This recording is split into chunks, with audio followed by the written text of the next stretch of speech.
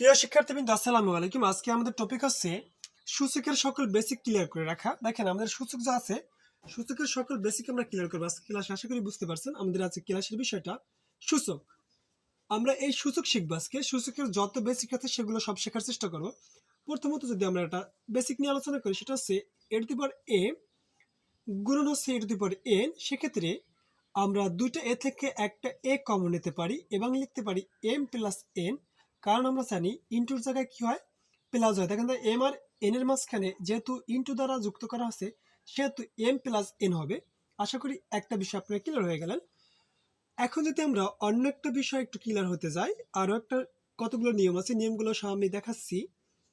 A to the power M R হচ্ছে এ to the power N. এখন সেক্ষেত্রে একটা কাজ করতে পারি। একটা কথা মাথায় রাখেন, ইন্টুর জায়গা হচ্ছে প্লাস আর ভাগের জায়গা হচ্ছে বিয়োগ। সেক্ষেত্রে আবার দুইটা এ থেকে একটা এ কমন নিয়ে নিলাম।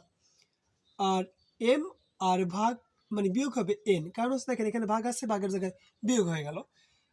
এই দুইটা বিষয় ক্লিয়ার রাখলাম। আবার আসেন আমরা আরো নতুন কয়েকটা নিয়ম শিখতেছি। সোজা কথা হচ্ছে ঠান্ডা মাথায় বসেন, ইনশাল্লাহ এই অধ্যায়ের সকল বেসিকগুলো আজকে আমরা শেষ করবো। সূচকের যারা বিভিন্ন জব পরীক্ষার জন্য দেখতেছে, জবের জন্য ইনশাল্লাহ গুরুত্বপূর্ণ একটি ক্লাস হবে আশা করা যায়। এখন তাকান এবি। এবং সেক্ষেত্রে যদি এবি এর উপরে যদি আমরা এন দেই, সেক্ষেত্রে যেটা আমরা করতে পারি সেটা হচ্ছে এই যে এনটা এও পাবে, এই এনটা এও পাবে। যদি এখানটাতে আরো কতগুলো রাশি থাকতে ফার্স্ট ব্র্যাকেটের ভিতরে, যদি উপরে 2 থাকতে, 3 থাকতে, 5 থাকতে, তাহলে সেগুলো প্রত্যেকটা সংখ্যা পাই যেত আর কি। সোজা কথা, সেই সংখ্যাগুলো প্রত্যেকে পেত। এখন শোনেন, এক্ষেত্রে দেখেন আমরা লিখতে পারি A to the power N into B to the power N. আশা করি বুঝতে পারছেন। এবার আসেন যে 3 নাম্বার, 3টা নিয়ম ক্লিয়ার রাখলাম। এবার আসছে চতুর্থ যে নিয়মটা, সেটা হচ্ছে মনে করেন কোন একটা সংখ্যার ভিতরে এরকম আছে A to the power M whole to the power হচ্ছে এম।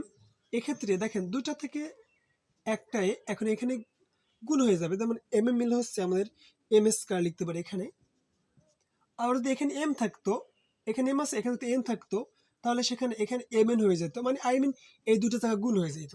আশা করি বোঝা গেল। তাহলে আমরা একটা, দুটো, তিনটা, 4টা নিয়ম ক্লিয়ার হইলাম। এর পরবর্তী একটা নিয়ম দেখি আমরা, চলেন। সেটা হচ্ছে যদি এই নিয়মটা সব থেকে বেশি ইম্পর্টেন্ট, যদি কোনো একটা সংখ্যার উপরে -1 থাকে, মাইনাস দিয়ে যদি কোনো রাশি থাকে, যেমন -1 -2, আগে -1টা বুঝি।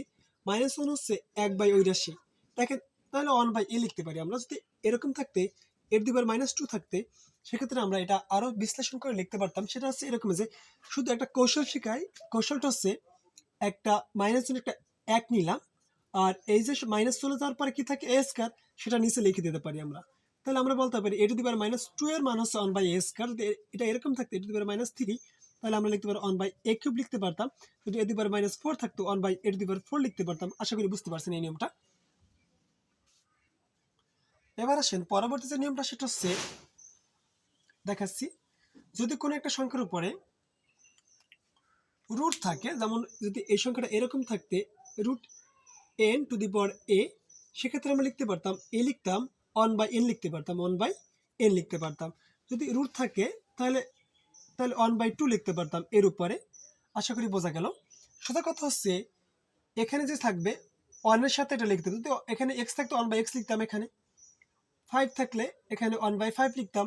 যদি রুটের মান হচ্ছে 1/2, হাফ, তো এখানে 1/2 লিখতে পারতাম আমরা সংক্ষেপে। আশা করি বোঝা গেল। মোটামুটি এটাই ছিল এই অধ্যায়ের বেসিকগুলো, সূচকের বেসিক। আশা করা যায় এই ক্লাসটা আপনাদের অনেক বেশি কাজে লাগবে। এরকম নিত্য নতুন জব প্লাস একাডেমিক লেখাপড়ার জন্য আমাদের পেজটিতে লাইক, কমেন্ট, শেয়ার করে সাথে থাকতে পারেন। আজ এখানে শেষ করছি। আল্লাহ হাফিজ।